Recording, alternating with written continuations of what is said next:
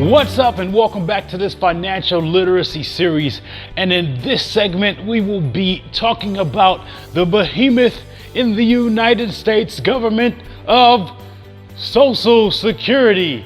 And wow, this is a big topic, and I'm going to share with you in this segment how you should evaluate and really understand how Social Security plays in your long-term financial well-being, if you should even consider it, and why it's so important to have it be aware and conscious of your financial portfolio and use it as part of it. So let's dive into this segment right now. Not a whole bunch of information related to intro or necessity needed at this moment, because this segment is so important.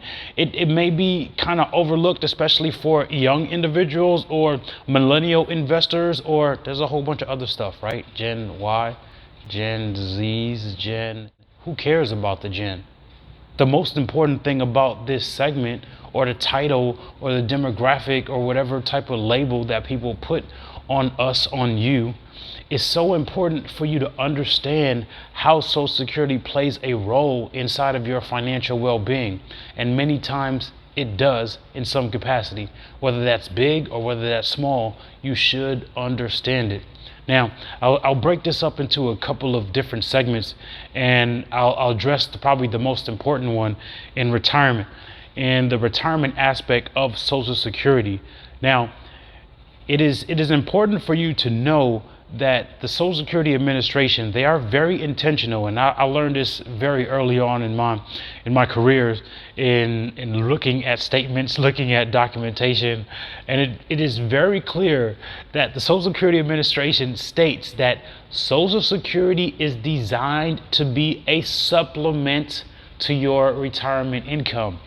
Now, what does that mean? Supplement, meaning in addition to your retirement income, which means you need to be planning for your own retirement, and if and when, and using Social Security as a supplement on top of that.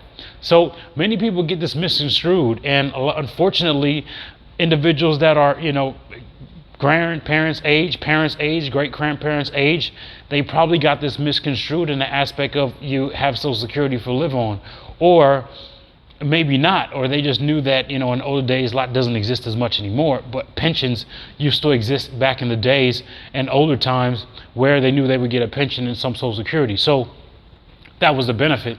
In today's society, in today's area, it's just not as realistic, and we have to be clear on that. Also, we have to take in consideration a larger amounts of inflation, cost of living going up, and more importantly, lifestyle, right? This being a lifestyle segment and a lifestyle educational piece, lifestyle is important. You don't want to compromise or be in a situation where you have to go backwards or minimize or diminish the value of life that you desire because of Social Security. So keep that in mind. Social Security in relation to retirement is designed to be a supplement to your personal financial planning to get there. So you need to be doing it, regardless if your employer has a plan, if you have a pension plan, regardless if you've done that already. As you've seen in some of our previous segments, you always have to revisit, reevaluate, and readjust. It's too important. In today's economy and a global economy and a technology economy, you have to regularly revisit and reevaluate how everything plays in your portfolio. And Social Security is a part, even though it's not you that has the actual end result of this. It is important for you to know, okay, based on the statement that I received last year or this year, Social Security will be about this much, etc. And look at that. If you're a younger person, just be clear, like, hey, that's enough or not enough, and adjust accordingly. If you're an individual that's approaching retirement, it's so important. Make sure you understand what that Social Security portion plays inside of your overall retirement picture, because it does play a role, and you at least need to understand what that role is. Now, moving on to additional segments, many times individuals overlook this component of Social Security. Social Security is not only designed for retirement. I can hear somebody right now saying, like, what? Really? What? Wow. right? But it's true, right? There are other components of Social Security that are often overlooked, or you don't know that they are there until you need them. So it's nice to not need them, but it is important to know that it is there as a feature and a benefit for you to have if needed. Many times, Social Security can be used as in some form in cases of disability, illness, or certain types of ailments. Social Security can be there as a benefit, as a financial help, as a financial assistance, and that is something that you should be conscious of. It's nice to know that it's there. Naturally, we don't want to, use it with the intention of that we're ill, we're hurt, we're harmed, but you should know that Social Security is not limited to just retirement. So when you hear the stories in the news of Social Security going out, not being there, well, maybe for the retirement portion, or maybe not. But more importantly, you should know and remember that Social Security has other components to it. And sometimes those disabilities and illnesses and so forth can be a benefit that you can use for Social Security. And keep that in mind as it plays a role inside of your overall financial well-being. And that's important.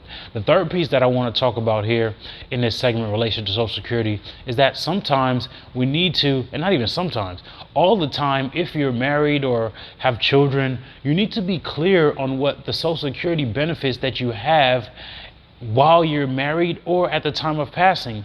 Many individuals overlook the Social Security benefits that they can have after someone has passed away, or after a spouse has moved on, or whatever other situation that can transpire. This is only so much time, but I don't want to make this video too long. I want to provide the value so you again have the conceptual knowledge to think about Social Security in the right way. So in some cases, let me give you an example. Social Security can continue to be a benefit to a spouse after the spouse has passed after the other spouse has passed away, if it makes sense. So it's something that, again, as you look at your overall financial well-being and your overall financial wellness, that is a component that you need to be aware of. How does spouse's Social Security play into yours, or how it doesn't? Because if it doesn't, you also need to plan accordingly to that. Also keep in mind, if that person has a disease or ailment, or is ill or disabled, how does that benefit you as a spouse? Right? There's so many different components that we often overlook at Social Security because we always look at it or limit it to retirement Social Security. Not always the case. So in this short segment, I share with you to make sure you have a clear picture of how Social Security plays a role in your financial well-being. It may play a role large, or it may play a role small, but more importantly, it's more important for you to be clear on what that role is, so you can control your wealth and you can control your financial well-being, regardless of what societies or governments or municipalities or any type of quote unquote supposed to happen for you. You need to do it. You need to control it. You need to go to a higher level. So make sure you understand how Social Security plays a role. As usual, remember, style your life. And remember, you can have every single thing in your life that you want, as long as you truly believe it. We'll see you soon.